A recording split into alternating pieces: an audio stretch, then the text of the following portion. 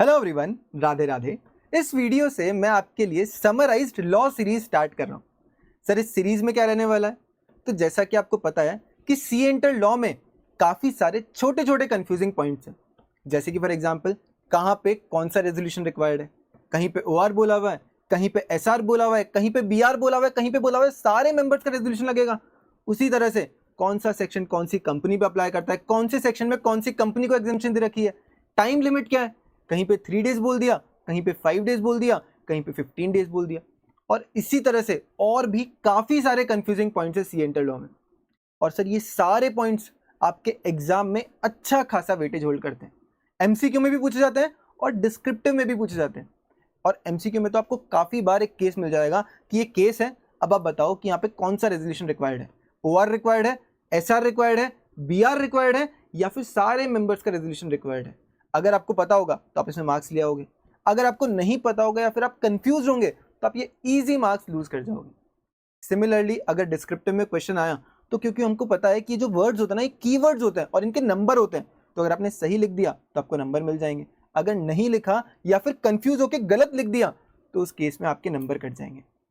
तो सर, अब आप हमको बताओ कि नंबर को लूज करने से हम कैसे बचें। सर, इसकी सिंपल तरीका है कि आपको इन चीज़ों को मल्टीपल टाइम्स रिवाइज करना पड़ेगा। जितनी बार आप रिवाइज करोगे उतना आपको ये सारी चीज़ें रिटेन होती जाएगी। और अगर आपको ये सारी चीज़ें एक जगह समराइज मिल जाए फिर तो क्या ही बात। तो सर, इसीलिए जितने भी आपके कोर्स में रेजोल्यूशंस हैं सबकी मैंने एक समरी बनाई है और ये पीडीएफ मैं आपके टेलीग्राम में अपलोड कर दूंगा। सर, अब आपको क्या करना है, आपको ये पीडीएफ को टेलीग्राम से सबसे पहले डाउनलोड करना है, इस पीडीएफ को मल्टीपल टाइम्स पढ़ना है और इस वीडियो को मल्टीपल टाइम्स देखना है। मैं आपको बोलूं तो आपका जब कोर्स खत्म हो रहा है तब आपको देखना है, रिवीजन 1 के टाइम पे देखना है, रिवीजन 2 के टाइम पे देखना है, रिवीजन 3 के टाइम पे देखना है, और इवन जिस दिन आपका एग्जाम है ना, उस दिन 2 बजे से पहले का जो आपका टाइम रहता है उस टाइम पे एक बार ये वीडियो देख के चले जाना, ताकि आपका जो रेजोल्यूशन वाली चीजें हैं इसमें तो मार्क्स बिल्कुल भी कट ना हो। तो सर, इस सीरीज में हम सबसे पहली वीडियो में स्टार्ट कर रहे हैं रेजोल्यूशन की समरी, जिसमें हम सारे रेजोल्यूशन जितने भी आपके कोर्स में सब यहाँ पे कवर करने वाले हैं और डिटेल में कवर करने वाले हैं, ताकि आपको याद रहे कि जो रेजोल्यूशन है किस जगह पे है, ताकि आप बार बार वीडियो देखो ना तो आपको बार बार कंसेप्ट बुक पे नहीं जाना पड़े कि अच्छा ये किस जगह पे था, कौन सा टॉपिक था, क्या था, सब आपको यहाँ पे कवर करवा दिया जाएगा। बस आपको क्या करना है, ये वीडियो मल्टीपल टाइम्स देखनी। सर, सबसे पहले हम स्टार्ट कर रहे हैं वो केसेस जहां पे आपको बोर्ड रेजोल्यूशन रिक्वायर्ड है। सर, वैसे तो हमको पता है कि कंपनी में अगर कुछ भी काम करना है तो आपको बोर्ड रेजोल्यूशन रिक्वायर्ड रहता है, बट यहाँ पे वो केसेस कवर्ड हैं जहां पे आपके लॉ में स्पेसिफिकली बोला हुआ है कि यहाँ पे तो आपको बीआर पास करना ही करना पड़ेगा। अब सर, सबसे पहला केस कौन सा है? तो सबसे पहला केस है आपके chapter number 2, incorporation of company and matters incidental thereto का। अब इसमें एक सेक्शन था, section number 12, registered office of company. उसमें भी हमने एक चीज पढ़ी थी कि अगर कंपनी को अपना रजिस्टर्ड ऑफिस चेंज करना है तो उसको एक पूरा प्रोसेस फॉलो करना पड़ता था। अब अगर कंपनी को अपना रजिस्टर्ड ऑफिस चेंज करना है तो उस केस में हमने देखे थे 4 केसेस होते हैं। फर्स्ट केस क्या था कि अगर कंपनी को अपना registered office with in city, town या फिर विलेज चेंज करना है। जैसे कि फॉर एग्जांपल आज की डेट पे कंपनी का रजिस्टर्ड ऑफिस जयपुर में है, उसको जयपुर में ही दूसरी जगह पे अपना रजिस्टर्ड ऑफिस शिफ्ट करना है, तो उस केस में उसको क्या करना है, उस केस में उसको बीआर पास करना है, यानी बोर्ड रेजोल्यूशन पास करना है। उसको अपने शेयर होल्डर से पूछने की जरूरत नहीं, उसको क्या करना है, केवल और केवल बीआर पास करना है। और सर, जो बाकी के 3 केसेस थे उसमें क्या होता है, उसमें एसआर रिक्वायर्ड होता है, जो कि आपके आगे एसआर वाली समरी में भी आपको कवर्ड मिल जाएगा। अभी सर, सेकंड केस कौन सा है? Chapter number 3, prospectus and allotment of securities में हमने एक सेक्शन देखा था, सेक्शन नंबर 42। किसका सेक्शन था ये? प्राइवेट प्लेसमेंट का सेक्शन था। बट सर, प्राइवेट प्लेसमेंट तो एसआर रिक्वायर्ड रहता है, बट सर उसका ना एक स्पेसिफिक केस था, वहां पे क्या बोला हुआ था कि अगर आप नॉन कन्वर्टेबल डिबेंचर का प्राइवेट प्लेसमेंट ऑफर लेके आ रहे हो और उसमें भी जितना आप ऑफर कर रहे हो वो अगर एक्सीड नहीं कर रहा है सेक्शन 180 सबसेक्शन 1 क्लॉज सी वाली लिमिट से, तो उस केस में अगर आप बीआर पास कर दोगे ना तो काफी है, आपको एसआर पास करने की रिक्वायरमेंट नहीं है। अब सर, थर्ड केस कौन सा है? तो थर्ड केस है आपके chapter number 4, share capital and debentures का। उसमें हमने एक सेक्शन देखा था, सेक्शन 46, सर्टिफिकेट ऑफ शेयर्स। उसमें हमने क्या देखा था कि अगर किसी पर्सन ने शेयर्स खरीदे तो उसको सबसे पहले क्या मिलेगा, लेटर ऑफ अलॉटमेंट मिलेगा। फिर वो जब लेटर ऑफ अलॉटमेंट सरेंडर करेगा उसके बाद में उसको क्या मिलेगा, शेयर सर्टिफिकेट मिलेगा। बट हमने देखा था इस प्रोसेस में एक चीज होती है बीच में, लेटर ऑफ अलॉटमेंट मिला, but later of allotment surrender करके आपको शेयर सर्टिफिकेट तभी मिलेगा जब एक बार पहले बोर्ड रेजोल्यूशन पास हो गया। तो यहाँ पे आपको बोर्ड रेजोल्यूशन रिक्वायर्ड है। उसके अलावा अगर कंपनी को blank form of share certificate print करने हैं तो वो भी कब कर पाएगी, बीआर पास करने के बाद में, उसके अलावा अगर कंपनी को renewed and duplicate share certificate issue करना है, यानी किसी को रिन्यूड शेयर सर्टिफिकेट इशू करना है या फिर किसी को डुप्लीकेट शेयर सर्टिफिकेट इशू करना है, तो उस केस में भी क्या रिक्वायर्ड रहेगा, बोर्ड ऑफ डायरेक्टर का रेजोल्यूशन रिक्वायर्ड रहेगा, यानी बीआर रिक्वायर्ड रहेगा। अब सर चैप्टर नंबर 4 में हमने एक और केस देखा था सेक्शन नंबर 68 यानी बायबैक में, बट सर बायबैक में भी हमको ध्यान है कि एसआर रिक्वायर्ड रहता है, बट सर इसका भी ना एक एक्सेप्शन था कि अगर आप जो बायबैक के लिए अमाउंट यूज करने वाले हो वो 10% of paid up equity share capital and free reserve के बराबर या फिर उससे कम यानी उससे एक्सीड नहीं कर रहा है, तो उस केस में अगर आप बीआर भी पास कर दोगे ना तो काफी है, उस केस में आपको एसआर की रिक्वायरमेंट नहीं रहेगी। अब सर नेक्स्ट केस कौन सा है? सर नेक्स्ट केस है chapter number 9 accounts of companies का। उसमें भी कौन सा section? Section number 128 books of accounts etcetera to be kept by company. इसमें हमने एक चीज देखी थी कि जो कंपनी के डायरेक्टर होते हैं ना वो कंपनी की बुक्स ऑफ अकाउंट्स को इंस्पेक्ट कर सकते हैं। अब यहां तक तो ठीक है, अब आप मेरे को एक चीज बताओ, क्या होल्डिंग कंपनी के डायरेक्टर उस कंपनी की सब्सिडरी कंपनी के बुक्स ऑफ अकाउंट्स को इंस्पेक्ट कर सकते हैं क्या? यहां पे बोला बिल्कुल कर सकते हैं, यानी होल्डिंग कंपनी के डायरेक्टर सब्सिडरी कंपनी के बुक्स ऑफ अकाउंट्स को इंस्पेक्ट कर पाएंगे, प्रोवाइडेड होल्डिंग कंपनी यहां पे क्या पास कर रही है, बीआर पास कर रही है, बोर्ड रेजोल्यूशन पास कर रही है। बुक्स ऑफ अकाउंट सब्सिडरी के director of holding company inspect कर पाएंगे, कब? अगर बीआर ऑफ होल्डिंग कंपनी के द्वारा वो ऑथोराइज्ड है तो। अब सर सेकंड केस कौन सा था चैप्टर नंबर 9 में? Section 135 corporate social responsibility. अब सर सीएसआर वाले टॉपिक में हमने एक चीज देखी थी कि कंपनी को अपने प्रीसीडिंग 3 फाइनेंशियल ईयर के एवरेज के 2% के बराबर यहां पे क्या करना पड़ता है, सीएसआर का एक्सपेंस करना पड़ता है। अगर कंपनी उससे ज्यादा कर दे तो क्या सर एक्सेस को सेट ऑफ कर सकती है क्या? सर बिल्कुल कर सकती है, अगले 3 फाइनेंशियल ईयर तक वो उस एक्सेस को सेट ऑफ कर सकती है, बट कब? अगर बीआर पास हो रहा है तो। To set of excess CSR spend against immediately succeeding 3 financial year आपको क्या करना पड़ेगा, बोर्ड रेजोल्यूशन पास करना पड़ेगा। अब सर बोर्ड रेजोल्यूशन का लास्ट केस कौन सा है? ये आपके chapter number 10 audit and auditors में। उसमें हमने एक सेक्शन देखा था section 140 removal resignation of auditor and giving of special notice. उसमें हमने एक स्पेसिफिक टॉपिक देखा था कि अगर किसी कंपनी को अपने ऑडिटर को उसके टर्म खत्म होने से पहले रिमूव करना है तो उसको एक पूरा प्रोसेस फॉलो करना पड़ता था। सिर्फ क्या प्रोसेस फॉलो करना है एक बार आप याद करो, सबसे पहले पास करना होता था बीआर, देन सीजी का अप्रूवल चाहिए, देन उसके बाद में एसआर पास करोगे, तब जाके आप यहाँ पे किसी ऑडिटर को रिमूव कर पाओगे उसकी टर्म की एक्सपायरी से पहले। तो इसमें एक क्या रिक्वायर्ड है, फर्स्ट केस क्या है, फर्स्ट आपको बीआर पास करना है, तो उसी बीआर की यहाँ पे बात हो रही है। और क्योंकि इसमें एसआर भी रिक्वायर्ड है तो आपको ये सेम पॉइंट एसआर वाले समरी में भी मिलेगा। अभी सर हम नेक्स्ट स्टार्ट करते हैं ऑर्डिनरी रेजोल्यूशन, यानी ओआर आपको पूरे आपके कोर्स में किस किस जगह बताया हुआ है। सर सबसे पहला केस हम देख रहे हैं आपके chapter number 2 incorporation of company and matters incidental thereto के section number 4 memorandum of association. अब सर यहाँ पे हमने देखा था अगर कोई भी कंपनी इनकॉर्पोरेट हो रही है तो उसको उससे पहले अपना नाम जो है वो रजिस्टर कराना पड़ेगा, नाम को रिजर्व कराना पड़ेगा। अब सर कंपनी ने नाम रिजर्व कराया, बट बाद में पता लगा कि जो कंपनी ने नाम रिजर्व कराया ना वो रॉन्ग इन्फॉर्मेशन देके रिजर्व कराया, और तब तक क्या हो गया, तब तक कंपनी इनकॉर्पोरेट हो गई।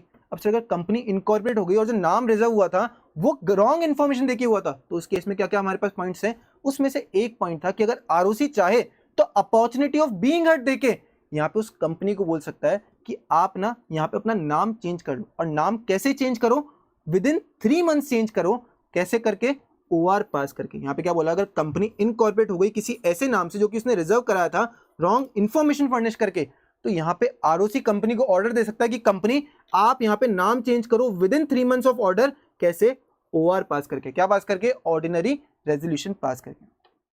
और सर सिमिलर सा ही एक और केस था सेक्शन नंबर 16 में rectification of name of company. यहाँ पे हमने क्या देखा, अगर जो कंपनी का नाम है वो आइडेंटिकल है या फिर बहुत नियरली रिजेंबल कर रहा है किसी और कंपनी के नाम से या फिर ट्रेडमार्क के नाम से, तो उस केस में जो सेंट्रल गवर्नमेंट है ना वो कंपनी को डायरेक्शन दे सकता है कि कंपनी आपको अपना नाम चेंज करना पड़ेगा 3 मंथ्स के अंदर, और कंपनी क्या करेगी, ओआर पास करके, वापस ओआर पास करके वो अपना नाम चेंज करेगी। कितने टाइम में, within 3 months of CG's direction, within 3 months of CG's direction.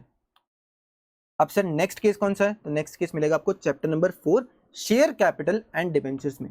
इसमें एक सेक्शन था सेक्शन 43 एंड रूल 4 जो कि equity share with differential right का था। तो यहाँ पे सीधा सीधा बोला हुआ है कि अगर आपको equity share with differential right issue करना है तो आपको ओआर पास करना ही पड़ेगा। ये क्या है, ये एक प्रायर कंडीशन है। अब सर नेक्स्ट केस कौन सा है, section 62 further issue of share capital. Sir further issue of share capital में हमको याद है कि ईसॉप इशू कर सकते हैं, राइट शेयर्स हो सकते हैं, उसके अलावा किसी और को भी इशू कर सकते हैं। बट सर वहां पे तो हमको ध्यान आ रहा है कि राइट शेयर्स के अलावा जो बाकी 2 केस है उसमें एसआर रिक्वायर्ड रहता है। बट सर ईसॉप वाले केस में ना एक एक्सेप्शन था। वो एक्सेप्शन क्या बोलता है कि अगर प्राइवेट कंपनी जिसने डिफॉल्ट नहीं करा अंडर सेक्शन 92 एंड 137 अगर वो ईसॉप इशू कर रही है तो उस केस में अगर आप ओआर पास कर दोगे तो काफी है, आपको एसआर पास करने की रिक्वायरमेंट नहीं है। नेक्स्ट केस कौन सा है? चैप्टर 4 में ही सेक्शन नंबर 63 बोनस शेयर्स वाला केस। और बोनस शेयर्स अगर आपको इशू करने हैं तो उस केस में प्रायर कंडीशन यानी बोनस शेयर इशू करने से पहले आपको ओआर पास करना ही पड़ेगा, आपके शेयर होल्डर से पूछना ही पड़ेगा। कैसे पूछना पड़ेगा? ओआर पास करवाना पड़ेगा उनसे। और सर नेक्स्ट केस कौन सा है? Section number 61 power of limited company to alter its share capital. Sir ये ना एक एक्सेप्शन काइंड का सेक्शन था। सर कैसे? क्योंकि हमको पता है कि यूजुअली मेमोरेंडम ऑफ एसोसिएशन को ऑल्टर करने के लिए आपको एसआर रिक्वायर्ड रहता है, बट ये एक स्पेसिफिक केस है जहां पे अगर आपको एमओए के कैपिटल क्लॉज को ऑल्टर करना है तो आपको एसआर रिक्वायर्ड नहीं, आपको क्या रिक्वायर्ड है? Ordinary resolution. अगर आप ऑर्डिनरी रेजोल्यूशन पास कर दोगे तो उस केस में आप कैपिटल क्लॉज ऑफ एमओए को ऑल्टर कर सकते हो। सर जो बाकी सारे क्लॉजेस है उसको ऑल्टर करने के लिए क्या करना है? उसको ऑल्टर करने के लिए आपको एसआर रिक्वायर्ड रहता है, जो कि आपको एसआर की समरी में भी मिल जाएगा। अभी सर नेक्स्ट केस कौन सा है?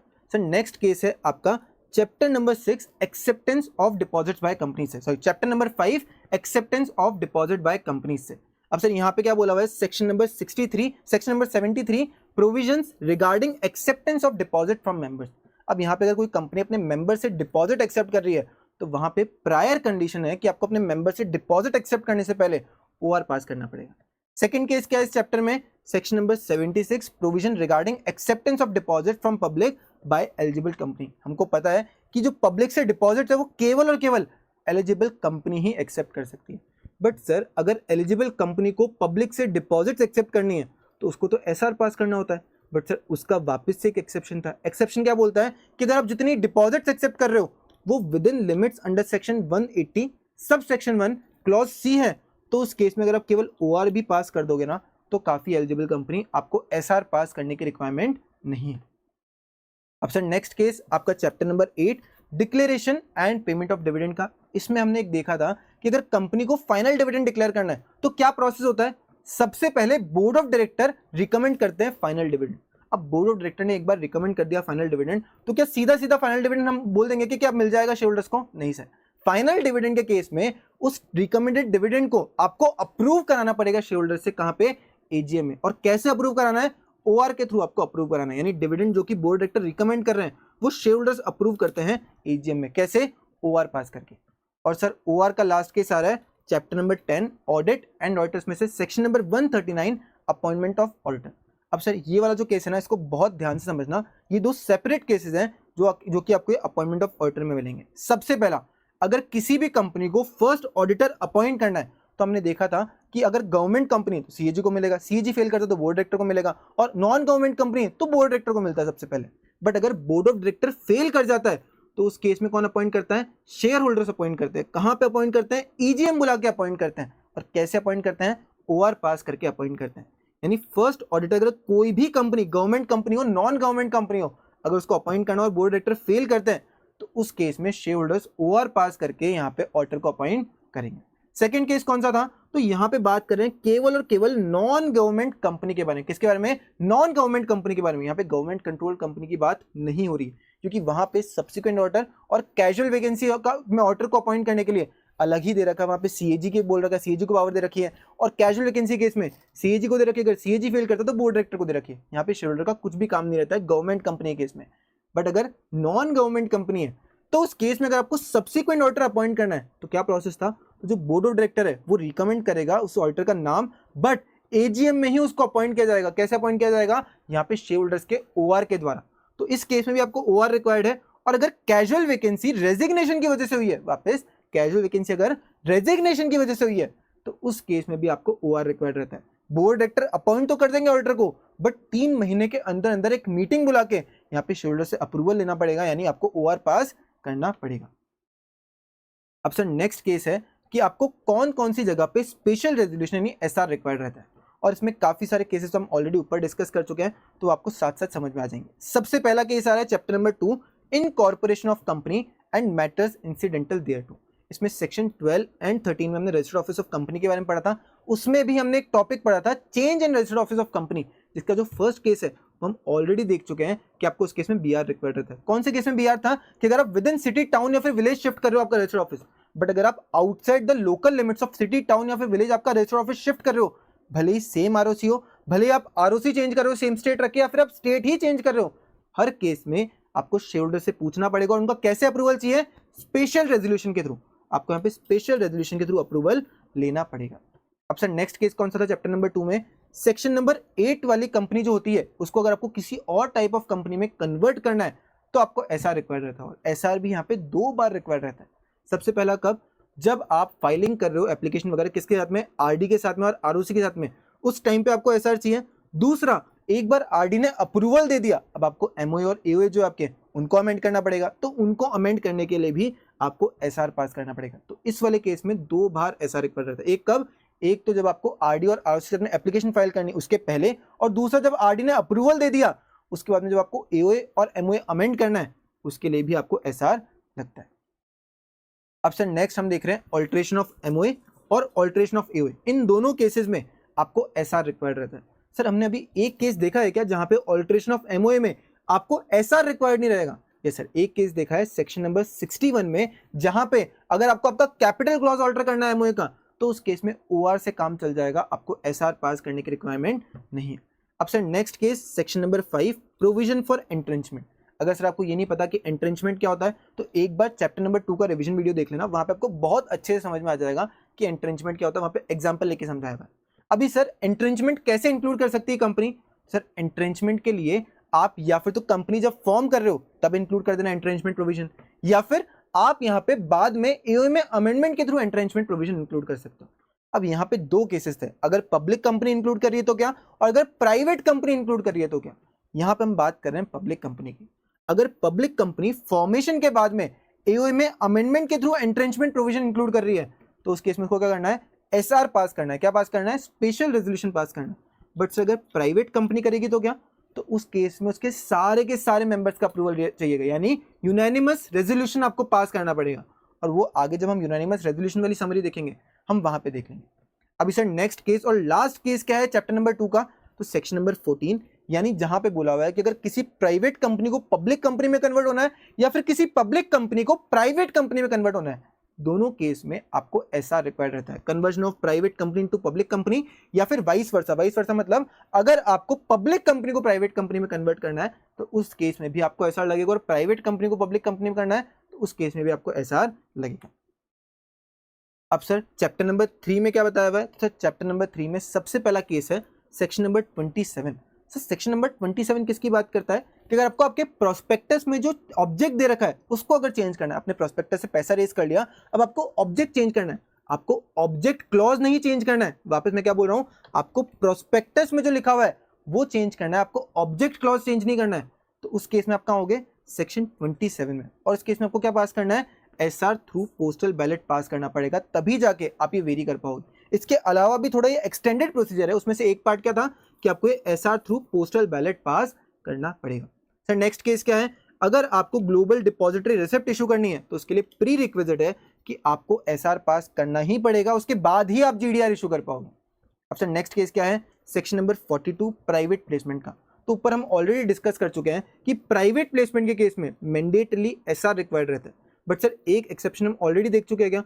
बिल्कुल सर, हमने एक एक्सेप्शन देखा कि अगर नॉन कन्वर्टेबल डिबेंचर इशू कर रहे हो, प्राइवेट प्लेसमेंट ऑफर किसका, नॉन कन्वर्टेबल डिबेंचर का, और जहां पे उसकी जो जितना आप ऑफर कर रहे हो वो 180 सबसेक्शन 1 क्लॉज सी वाली लिमिट से एक्सीड नहीं कर रहा है, तो उस केस में अगर आप केवल और केवल बीआर पास कर दोगे तो चल जाएगा। बट सर अगर वो लिमिट से एक्सीड कर जाता है तो उस केस में आपको एसआर पास करना पड़ेगा, उस केस में आपको एसआर पास करना पड़ेगा। बट अगर आप साल भर में केवल एक बार एसआर पास कर दोगे ना तो हमारा काम हो जाएगा, आपको बार बार एसआर पास करने की रिक्वायरमेंट नहीं है।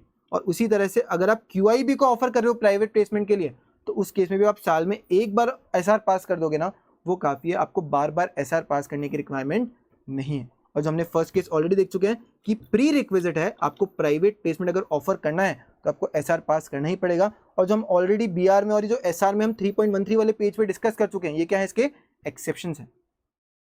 अब सर नेक्स्ट केस कौन सा आ रहा है, चैप्टर नंबर 4 यानी शेयर कैपिटल एंड डिबेंचर में हमने देखा था सेक्शन नंबर 54, जिसमें अगर आपको स्वेट इक्विटी शेयर इशू करना है तो उस केस में आपको मैंडेटली एसआर पास करना पड़ेगा। और अगर आपने एसआर पास करा उसके 12 मंथ्स के अंदर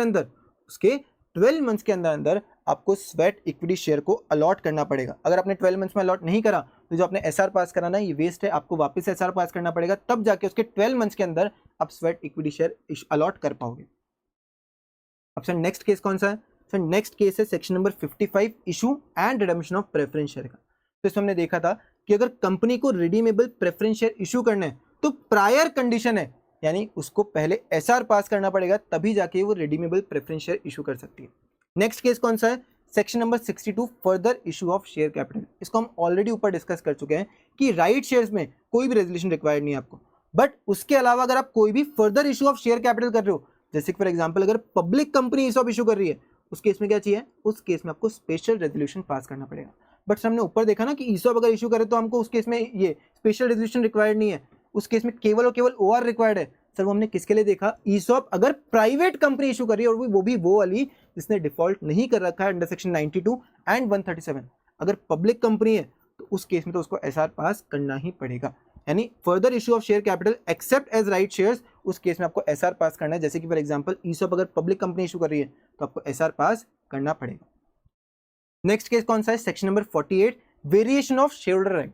अगर आप शेयर होल्डर की राइट को वेरी कर रहे हो तो आपके पास दो ऑप्शन है। एक ऑप्शन क्या है कि आप रिटन कंसेंट ले लो 75% holder of issued class share से, यानी कम से कम आपको 75% holders of issued class share से या तो रिटन कंसेंट ले लो या फिर उनकी क्लास मीटिंग बुला लो और इस क्लास मीटिंग में आप एसआर पास कर दो। इन दोनों में से आपको जो भी सही लगे वो आप कर लो और यहाँ पे आप वेरी कर पाओगे। बट सर इसमें कुछ डिफरेंस है कि 75% holders of issued class share approval दे रहे हैं, रिटन कंसेंट दे रहे हैं और एसआर पास हो रहा है। एसआर में भी तो 75% ही रिक्वायर्ड होता है ना सर। ये अब इसमें डिफरेंस क्या है उसके लिए एक बार आप रिवीजन वीडियो रेफर कर लेना, आपको बहुत क्लियर तरीके से समझ में आ जाएगा कि इन दोनों में क्या डिफरेंस होता है।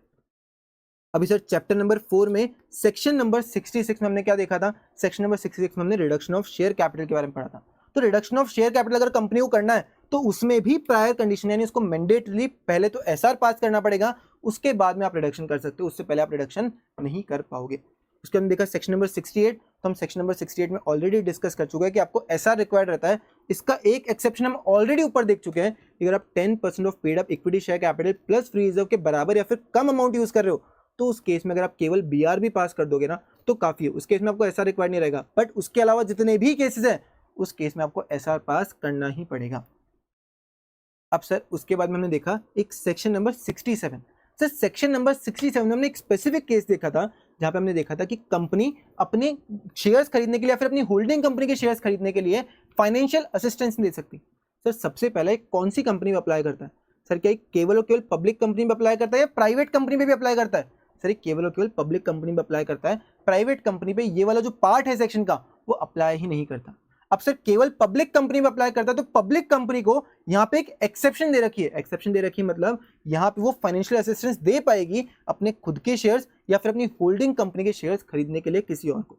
अब यहाँ पे किसको यहाँ पे वो लैंडिंग कर पाएगी, यानी किसको वो फाइनेंशियल असिस्टेंस दे पाएगी? तो यहाँ बोला हुआ है कंपनी अगर आप चाहो तो आप पैसा लैंड कर सकते हो एम्प्लॉय के बेनिफिट के लिए किसी ट्रस्टी को, ताकि वो यहाँ पे फुल्ली पेड शेयर्स खरीद सके या तो कंपनी के या फिर कंपनी की होल्डिंग कंपनी के। बट सर यहाँ पे एसआर कहाँ आया?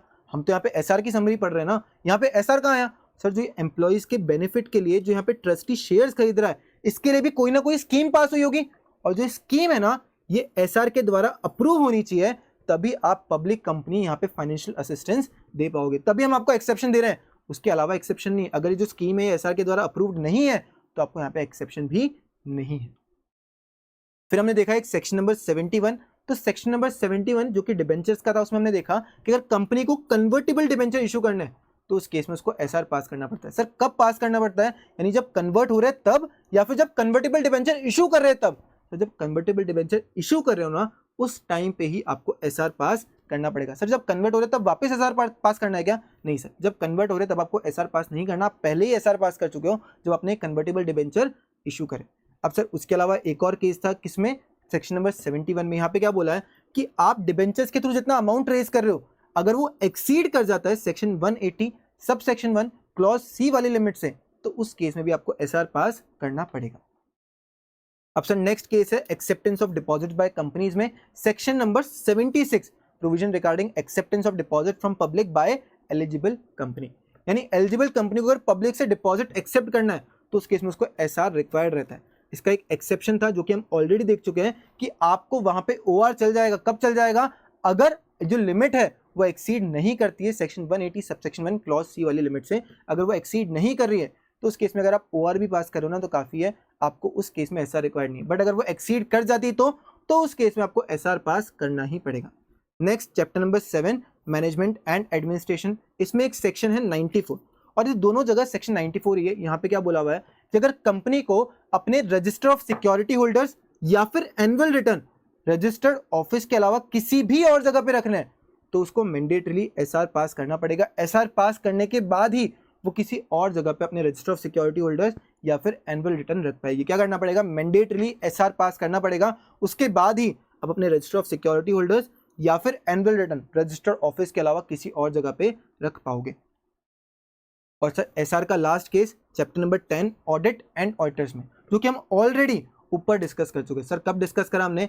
जब हम डिस्कस करे थे ना कि बीआर कहाँ कहाँ रिक्वायर्ड है, और बीआर में जो लास्ट केस था जहां पे हमने देखा था removal of auditor before expiry of his term, तो वहां पे हमने पूरा प्रोसेस डिस्कस किया था। सबसे पहले बीआर चाहिए, देन सीजी का अप्रूवल चाहिए, देन एसआर चाहिए। यानी एसआर पास करने से पहले आपको सीजी का अप्रूवल लगेगा, तो एसआर भी आपको पास करना है। तो वही यहाँ पे डिस्कस करा हुआ है कि सेक्शन 140 में आपको removal of auditor before expiry of his term में एसआर भी रिक्वायर्ड रहेगा। सर एक और कौन सा केस है? तो अगर कंपनी आप रिटायरिंग ऑडिटर के अलावा किसी और ऑडिटर को अपॉइंट कर रहे हो तो उस केस में भी आपको एसआर पास करना पड़ेगा। उसके बाद ही आप रिटायरिंग ऑडिटर के अलावा किसी और ऑडिटर को अपॉइंट कर पाओगे। अगर आप एसआर नहीं पास करोगे तो ये पॉसिबल नहीं है चीज। अब सर हमने बीआर, ओआर और एसआर के जितने भी केसेस आपके कोर्स में सारे डिस्कस कर लिए। अब कौन सा बचा है? केवल 2 केसेस बचे हैं। अगर सारे मेंबर्स का आपको अप्रूवल चाहिए, इसको हम क्या बोलते हैं, अगर आपको यूनानिमस रेजोल्यूशन पास करवाना है तो वो कौन से 2 केसेस हैं जहां पे आपको यूनानिमस रेजोल्यूशन चाहिए? सर एक केस तो हम ऑलरेडी डिस्कस कर चुके हैं। कौन सा केस? चैप्टर नंबर 2 में एंट्रेंचमेंट वाला जो केस था। कौन सी कंपनी के लिए? प्राइवेट कंपनी के लिए। यानी अगर प्राइवेट कंपनी को फॉर्मेशन के बाद में अगर एंट्रेंचमेंट प्रोविजन एओ में अमेंडमेंट के थ्रू इंक्लूड करना है तो कैसे कर सकते हैं? उस केस में आपको सारे के सारे मेंबर्स का अप्रूवल चाहिए, यानी यूनानिमस रेजोल्यूशन पास करना पड़ेगा। और सर सेकंड केस कौन सा है? तो वो है chapter number 7 management and administration से। उसमें हमने एक सेक्शन देखा था, सेक्शन 96 एजीएम के लिए था जो। अब इसमें हमको वैसे तो पता है कि जनरली जो एजीएम होती है कंपनी की या तो रजिस्टर ऑफिस पे कर लो या फिर विद इन सिटी, टाउन या फिर विलेज जहां पे कंपनी का रजिस्टर ऑफिस सिचुएटेड है वहां पे कर लो। बट यहाँ पे एक एक्सेप्शन था। कौन सी कंपनी के लिए एक्सेप्शन था? केवल और केवल अनलिस्टेड कंपनी के लिए एक्सेप्शन था। सर क्या एक्सेप्शन था? कि अगर अनलिस्टेड कंपनी चाहे तो वो इंडिया में किसी भी जगह पे वो अपनी एजीएम कर सकती है। सर क्या इंडिया के बाहर कर सकती है? नहीं सर, इंडिया में किसी भी जगह पे आप अपनी एजीएम कर सकते हो। बट उस केस में क्या चाहिए? सारे के सारे मेंबर्स का अप्रूवल चाहिए, तभी जाके आप उस रजिस्टर्ड ऑफिस या फिर विद इन सिटी, टाउन या फिर विलेज ऑफ रजिस्टर्ड ऑफिस के बाहर जाके आप एजीएम कर पाओगे। उसके अलावा आप एजीएम उसके बाहर नहीं कर पाओगे, आपको उसी एरिया में एजीएम आपकी करनी पड़ेगी। बट अगर अनलिस्टेड कंपनी आपको उसके बाहर करनी है, इंडिया में किसी जगह करनी है बट उस रजिस्टर्ड ऑफिस वाली जगह के बाहर करनी है, तो उस केस में आपको यहाँ पे सारे मेंबर्स का अप्रूवल चाहिएगा। और इस वाले पॉइंट पे काफी सारे क्वेश्चंस बने हुए हैं, तो ये तो आपको अगर आप यहाँ पे नहीं भी पढ़ते ना तो आप क्वेश्चन पढ़ के आपको ये चीज़ तो पता ही होगी कि यहाँ पे सारे मेंबर्स का रेजोल्यूशन रिक्वायर्ड रहता है। अब यहाँ पे हमने सारे के सारे जितने भी रेजोल्यूशन के केसेस थे, भले ही वो बीआर हो, ओआर हो, एसआर हो, सारे मेंबर्स का रेजोल्यूशन हो, सारे यहाँ पे डिस्कस कर लिए, डिटेल में डिस्कस कर लिए। तो अगर आपको ये वीडियो अच्छी लगी हो तो प्लीज़ लाइक कर देना। एंड जैसा भी आपका रिव्यू, आपको ये वीडियो अच्छी लगी, नहीं लगी, और इस वीडियो और इस सीरीज़ के पार्ट्स बनाने चाहिए, नहीं बनाने चाहिए, जैसा भी आपका रिव्यू हो वो प्लीज़ कमेंट सेक्शन में लिख देना। जैसा भी आप बोलोगे उसके अकॉर्डिंग यहाँ पे चेंजेस कर दिए जाएंगे, या फिर अगर वीडियो के आगे सीरीज़ वाले पार्ट्स लाने हैं तो वो ला दिए जाएंगे। जैसा भी आप बोलोगे उसके अकॉर्डिंग हो जाएगा। बस आप कमेंट में जैसा भी आपका रिव्यू इस वीडियो को लेके वो ज़रूर से शेयर कर देना। और ये पीडीएफ आपको कहाँ से मिलेगी? जैसे ही वीडियो अपलोड हो रही है हाथों हाथ आपको यहाँ पे टेलीग्राम चैनल पे ये पीडीएफ अपलोड कर दी जाएगी, तो आप वहाँ से डाउनलोड कर सकते हो। इस पीडीएफ को आपको मल्टीपल टाइम्स पढ़ना है, तभी जाके आप ये जो ओआर है, एसआर है, बीआर है, सारे मेंबर का रेजोल्यूशन है, ये आप तभी जाके याद रख पाओगे। और इस वीडियो को भी आपको मल्टीपल टाइम्स देखना है। जितनी बार देखोगे उतना आपको रिटेन होता जाएगा, उतना आपको ईजी होता जाएगा एग्जाम में मार्क्स लाना इन सारी चीज़ों में। और आप इन चीज़ों में तो एटलीस्ट रेजोल्यूशन वाली चीज़ों में तो कहीं पे भी मात नहीं खाने वाले हो, कहीं पे भी आपके मार्क्स कट नहीं होने वाले। आज के लिए इतना ही। Thank you so much and all the very best. Radhe Radhe, जय श्री कृष्ण।